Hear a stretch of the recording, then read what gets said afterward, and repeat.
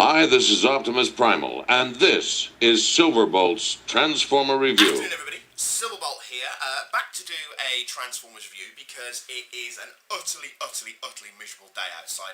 I've been up now for about 4 hours, and it has not stopped raining the entire time. So poor Poochie's not going to be getting a walk, at least until it dries off a little bit. So I thought I'd come back and I would do the third part in my Uranus. You know what? Just imagine that I put some kind of bum joke in here, because I'm really running out of material. Of the third-party Superion review, and we're going to focus today on Air Raid. Now, Air Raid, Air Raid has no fear, so he has a lack of self-preservation, which amongst humans is actually considered to be quite a damaging psychological trait. Air Raid doesn't see it that way. Air Raid basically wants to go out and have a lot of fun, and he really doesn't care. So, you know, his favourite tactic is to come blazing out of the skies, guns blazing, just to see the look of abject horror on his opponent's face when he's like that in an F15 fighter. So, because of this attitude, and you know, and in many regards, that is quite a distinctive personality and mental defect. The fact that you have no fear means that he willingly and enjoyably puts himself in crazy situations that are going to get him killed. But hey, at least he's having fun. And that's the most important thing, right, kids? Don't stick your tongue in a light socket. So, obviously, not going to go through with the Generation 1 continuity in the cartoons, because I've already done that one in my old Superion video, which at this stage is now a really old video. Oh, good lord. Oh, wow. So we'll start off with the Dreamwave continuity, because that actually focuses quite a bit in the aerial, but on the aerial bots. Now, the aerial bots, of course, were, during the Dark Ages, the Crisis Intervention Accord meant that no faction could have combiner groups because they were simply too powerful. So, whilst, you know, the likes of Motormaster went off and joined the Decepticon faction, and the likes of the Protector Box stayed completely neutral, it's not known what happened to the aerial bots, what they did during the Dark Ages of Cybertron. However, what is known, because it was told to us in a comic, is that at some point in the late 20th century, Air Raid and the other aerial bots come to Earth and fight on the side of the Autobots. That much we know. But they were, of course, deactivated when the Arc 2 exploded. When they were reactivated, this happens an awful lot in Transformers comics. They get deactivated, they get reactivated, they come back, they go, what the hell is going on here? Oh, right, we're the good guys, let's go kill something.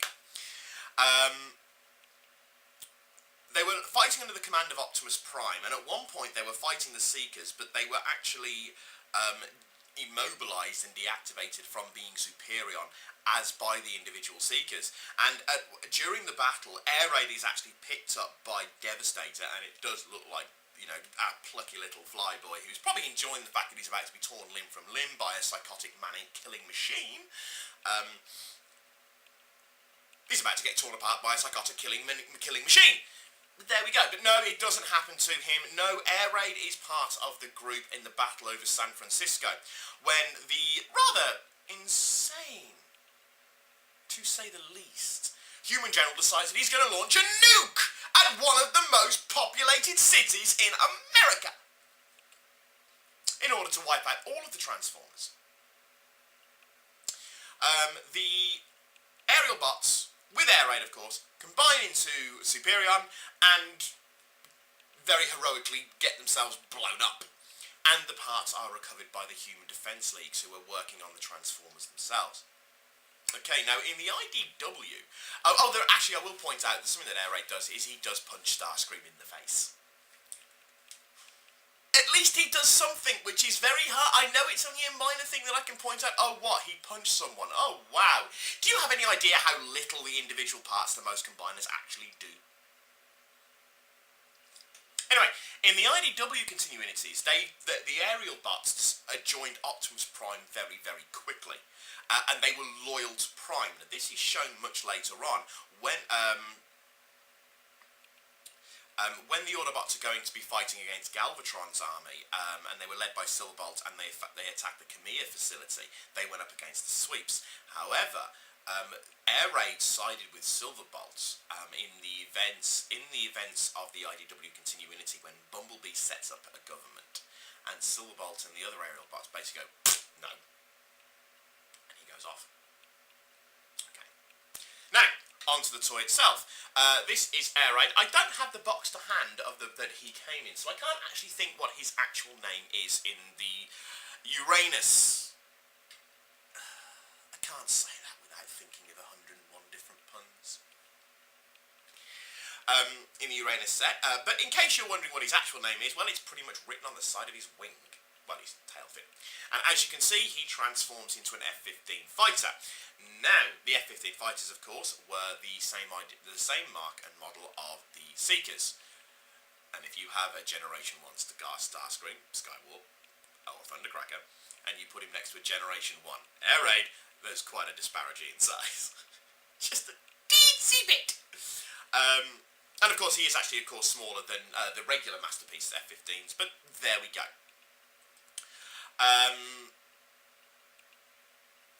Now then, it's a very nice, clicks together very, very well.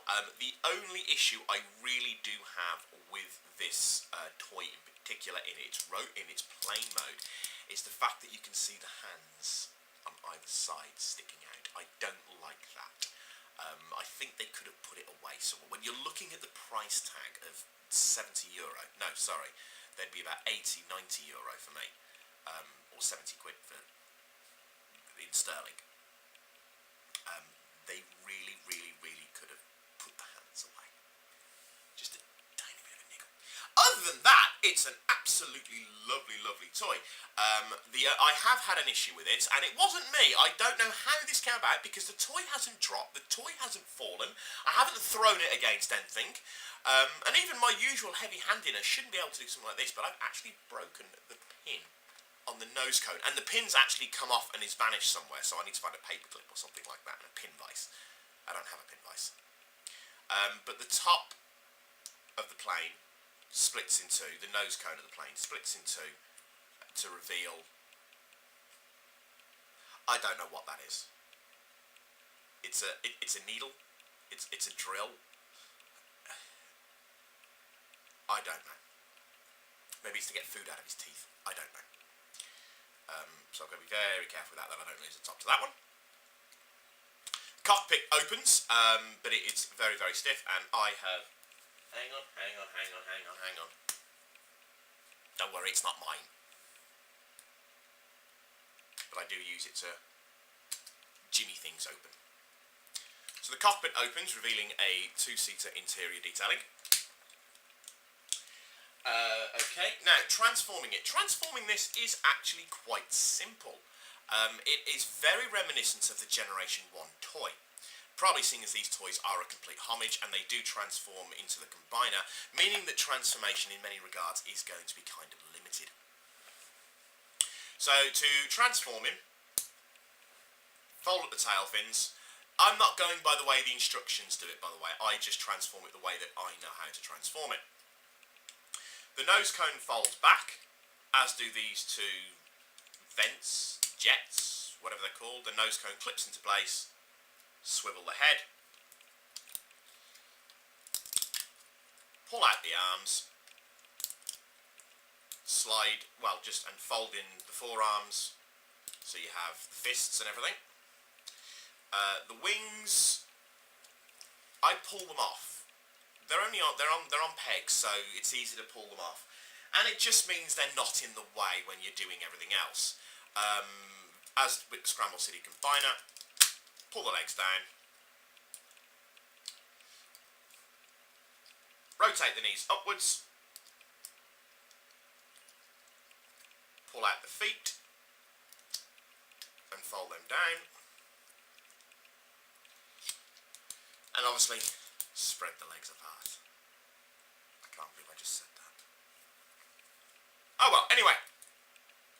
And the last thing you need to do is, if you have nails, it's a far easier way of doing it, but I've been biting my nails since I was 5 years old. Pull up the two little pegs, two little parts at the back, and just fold up the feet, and then get the tail fins, and you can pretty much set them up how you like.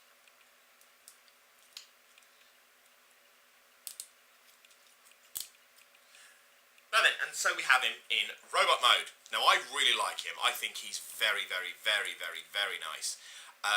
He does. Oh, sorry. Get the wings. Where did I put his missiles? Oh, there they are in front of me. Duh. And just fold the wings in. This does give him quite a bit of back room. But because of the size of the feet, it's not really an issue when it comes to posability. His chest does have missile pods in them, and you can keep them held up together. You can keep them up or down, it's depending entirely on you. And he does come with these, compensating for something, giant missiles, which you can put in his arm or in his hand. If you don't like them, and I don't, then his hands are 5mm pegs, so you can pretty much give him anything. So he has the parts to Bruticus, Fans Project Bruticus, as a kind of giant hand cannon, which also looks like it's overcompensating for something, but there we go. Now, one of the things, I'm not going to show you the transformation into the foot. I will cover that in the Superion video, because that will probably just be pretty much a straight out toy review, and I'm going to need a lot of space for it. Now, Air Raid does have another robot form that you can transform him into, and this is, to me, has very, very obviously been done as a homage because of the fact that he is an F15 fighter, in that you can give him the classic Seeker look transformation. So you fold the wings out,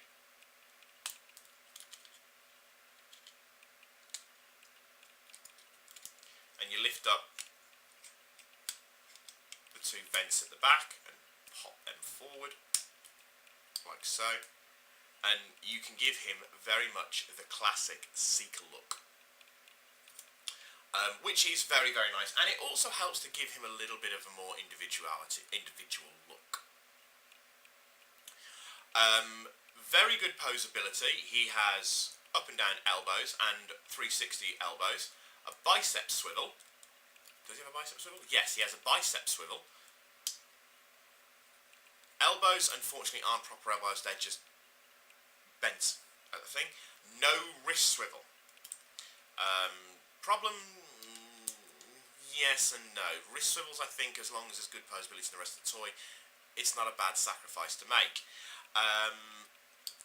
Turns at the waist, which isn't really hugely necessary unless, which is something I'll get to in the Scramble City Combine review, in the 5-part review for Superion. No ankle joint, but the feet do move, so you can do quite a lot of pretty cool poses and funky stuff with Air Raid. Very, very nice toy. It has yellow light piping in his eyes. You probably have the big screen to see that, because I can't see that on my little screen right now. And obviously, actually that's about it. The face has a very, very cheeky smile to him, probably keeping in the fact that he is, well, a psychopath born and waiting, really. He does also have hip covers, which allow you to move the legs up and down, and the legs also move outwards as well. So he can Perceptor kick. Overall, a nice toy. Probably close to being one of my favourites of the 5 groups. Very, very nice. But as I said, I've had this guy a while now, so he's been around with me now since, I don't know, I got him pretty much when he was released, so